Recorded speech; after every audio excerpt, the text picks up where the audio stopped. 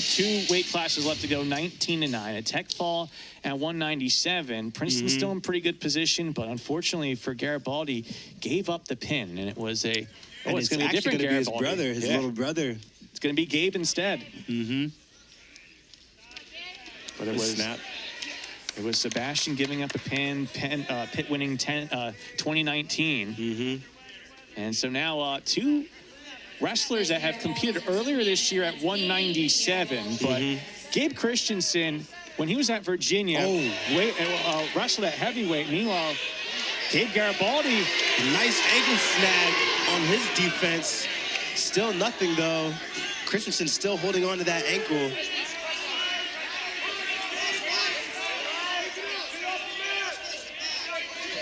Very interesting start here. Christensen trying to get height. Christensen, I believe, weighed in around 220. Gabe Garibaldi was around 199 or 200 in the weigh-in. And he's looking pretty lean. Elevation from Northwestern here, and he's going to convert on the takedown. Well, Garibaldi quickly gets out. That's what I like to see out of the heavyweight match, though. Guys ready to get into these exchanges. Not content with just pulling on each other's heads in the middle of the mat.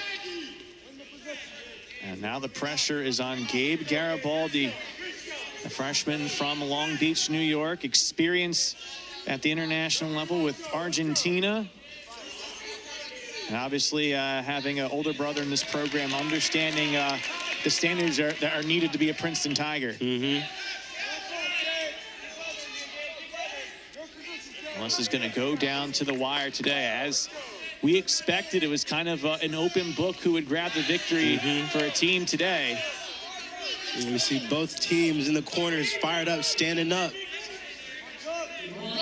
As the duel comes down to this last match. You see Christensen wrapped with that shoulder. He's dealt with injuries throughout his career. Initially was with Iowa, took a red shirt, then went to Virginia, was injured for about a season and a half. Now with Northwestern.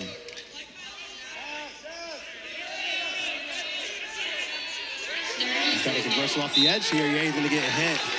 You've got to have a little more mat awareness. That might be some of his youth there. You've got to circle off that edge a little quicker. And gave up the stall. So that's his warning. We'll see if that plays a part later in the match. Short time in this first period.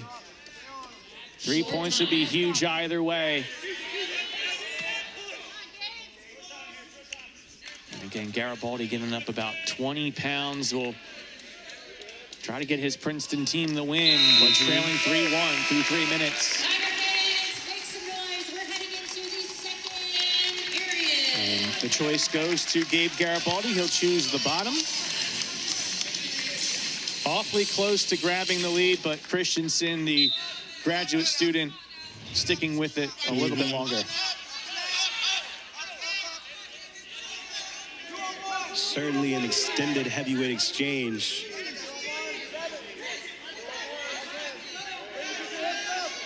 Christensen in the crab ride here. The Princeton fans are trying to urge on Gabe Garibaldi. Got both hands to the mat now, trying to go quad pod. Christensen slipping a leg in. Northwestern wants some swipes, and here it goes. Get it. Wow. That would be 4 points. That's going to be a big factor in this match.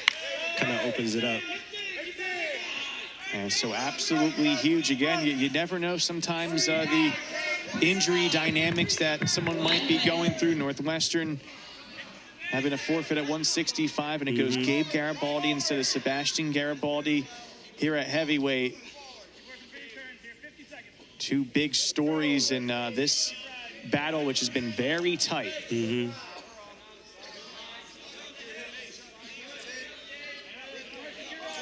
Garibaldi's got to have to try to get something this period.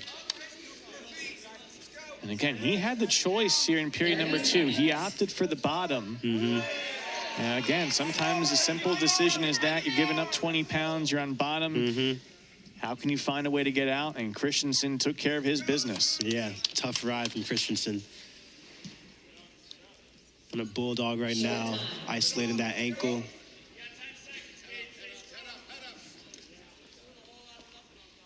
Christenson, he is going to be able to ride out this second period, but also add in the first back points of the dual meet for Northwestern. And the Wildcats in position of grabbing this one. Christenson opting to go down. We'll see what kind of tactics Garibaldi has as we go into this third period. And he's going to cut him right away. Down 6. Riding time is a factor. Making it effectively down 7 if there's no change to that. Well, he did give up the escape. Give him a cut, so yeah. And Christenson will add in 3 more. Well, it wasn't a surprise to see Gabe Christenson be listed as the nod here. 197, I felt he was a little bit better at heavyweight. He gets the call for the first time as a Wildcat at heavyweight after it began with Dirk Morley, and he's looked pretty good. Putting together a complete match for Christenson. Converting on takedowns, tough ride. And again, for Princeton, it's been tough.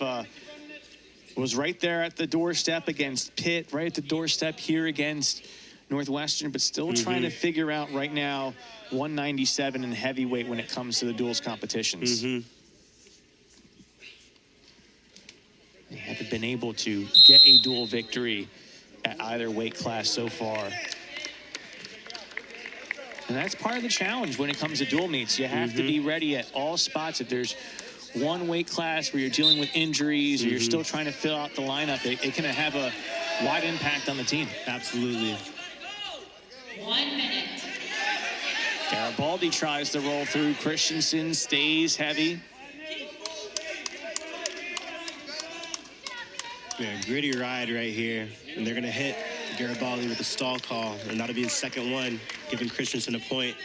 Well, that's the first time we've seen a stall point awarded in this dual meet. Again, it's been very tight in between the margins between these two teams.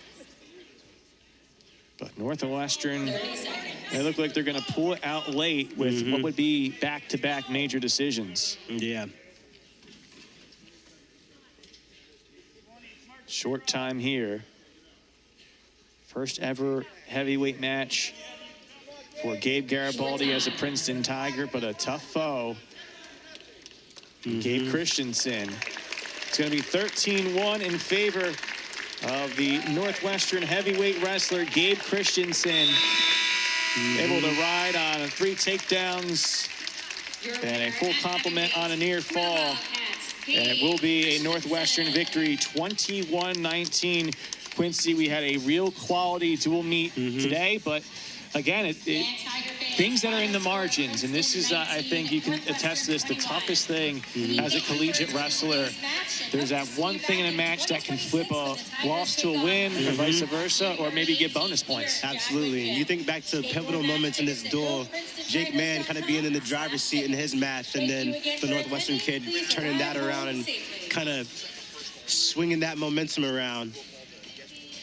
That was at 141. 141. Yep, debut for Billy the Cracker. Princeton had it the other way with Eli Rivera, and they were in the driver's seat through 184, but Alex Smith, 14-4 major decision, and Gabe Christenson, 13-1 major decision will give Northwestern their first dual victory of the season. Princeton will move to 1-3, but Quincy, up next, 2 weeks from now, the Cliff Keen Las Vegas Invitational. We talked about it a little bit earlier. What for these wrestlers to have 2 weeks to prepare? Are they going to have to do to wipe the slate clean after this one and bounce back? Yeah, you have to really have short-term memory in moments like this. And like I was talking about earlier, individual tournaments different from a duel, so you really start to focus on yourself more and just make sure that you're ready to go and put together a complete tournament. And so they'll have a little bit of time to get ready for that. Princeton coaches, they're going to get them right, and they'll be ready to go.